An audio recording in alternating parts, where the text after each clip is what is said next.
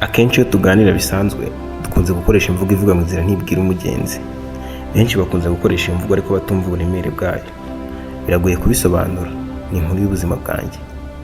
Byantwaye igihe kinini mpangana n'umutima kugira ngo nzabashe gusangiza abandi byambayeho. Ariko isaha irageze kandi nizeye ko iyi nkuru izafasha benshi bazayumva.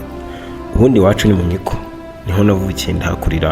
Mu rugo rwacu hari umuryango uciriritse, ku buryo kwiga kwanjye byabaye ku ihange. Ubwo rero narize amashuri 6 yisumbuye ndayarangiza, nubwo nabyo byari bigoye.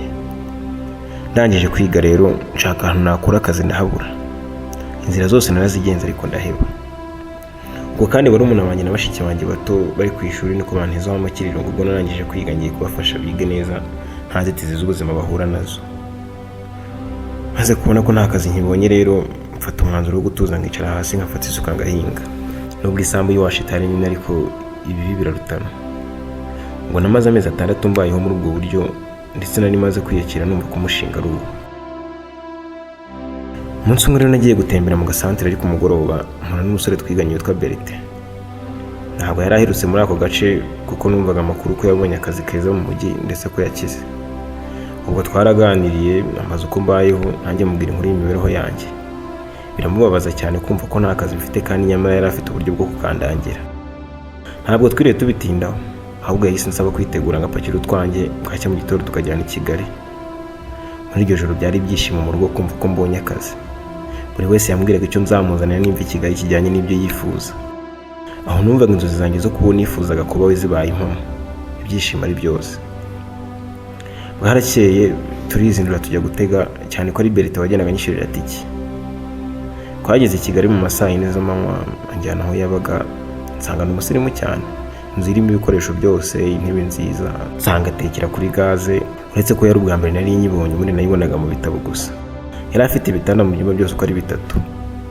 Mbonye ibi byose yagezeho nkubita agatima ku buryo yakijije iwabo, ntangira kwicinya icyara nanjye numva ko byoroshye kubigeraho. Ubwo hashize akanya turi aho ngaho mu rugo ari kwitegura ngo ajye ku kazi, ariko ansaba ko nambaye ndaho ngaho mu minsi mike kugira ngo abanze avugane na boss we neza. Mu minota mike mbona haje umusore ufite imisatsi ikaraze. Berite ambwira ko uwo musore yitwa Marshal, ngo yari yarakuze yifuza kuzaba umusirikare ukomeye, niyo mpamvu yise iryo zina kuko inzozi zari zaranze kuba impamo. We na Marshal rero banseze aho ngaho, barambwira ngo barataha nimugoroba amasaha y'akazi arangiye. Niriwe aho muri iyo nzu nk'icyayi n'umugati, nanjye ndi kwibona muri icyo cyunyunyu cy'ubuzima bwiza numvaga ngiye kubamo. Ngo ba basore Marshal na Berite batangiye ku mugoroba baza bazanye ibikoresho bya mudasobwa bigezweho kandi bishyashya. Bataha baririmba ngo boss wabo ni umuntu mwiza cyane kuko ngo yabahaye mudasobwa zo kujya bakoreshereza mu rugo.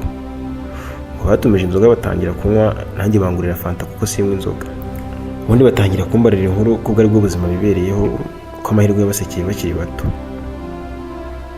Ubwo baranyweye biratinda, hashize akanya telefone irabahamagara, bose basohoka biruka cyane bambwira ngo baraje. Nyuma y'iminota nk'icumi nabonye Marshal agarutse yambaye amapingu, ariko Berite wese namubonye aho ngaho. Abapolisi bamubajije aho babitse ibyo bibye, mbona yerekanye za mudasobwa bari bazanye mu kanya gashize. Ndetse n'intebe zose abapolisi batangira kuzipakira bavuga ko ari ziherutse kubura ku kigo cy'imfubyi kiri hafi aho. Marshal bamubajije uwo bafatanyije kwiba bacitse aho agiye, arabanza arya iminwa, ageze abantu ngo urutoki babwira ngo dore n'uyu musanze mu nzu. Cyagiye mu kanya yabacitse ariruka, ahita aza yicarira mu nzira atimaza. Nanjye ntarisobanura ngo mpaka n'ibyo avuze, umupolisi aba yamfashe ndetse n'amapingu yanyambika byihuse. Gerageje kwisobanura baranshikekesha ngo abanyamitwe baratuzi nzisobanura nageze mu rukiko. Ubwo kandi Marshal niko yakomezaga kunshinja. Nageze aho ndashishika, mbonye ko isi mbanye umusozi, abapolisi batujyana muri gereza bavuga ko bya bisambo bibiri byari byarabazengereje birangiye bifashwe. Njyewe ndari meze nk'utaye umutwe, umutima umbaza icyo mara aho ngaho. Ntekereza ko niroshye mu ruzi ndwita ikiziba. Ntekereza ukuntu iwacu nakabaye niryamiye ku munsi ukurikiyeho ndi burye guhinga, ariko umutima urambwira uti rekera gutekereza uko buryo umutinda rotarya. Nishyize mu mutuzo nyine ndavuga nti reka ntegereze urwanjye, niba nduri bibeho ndabaho cyangwa nzira amahirire nta kundi.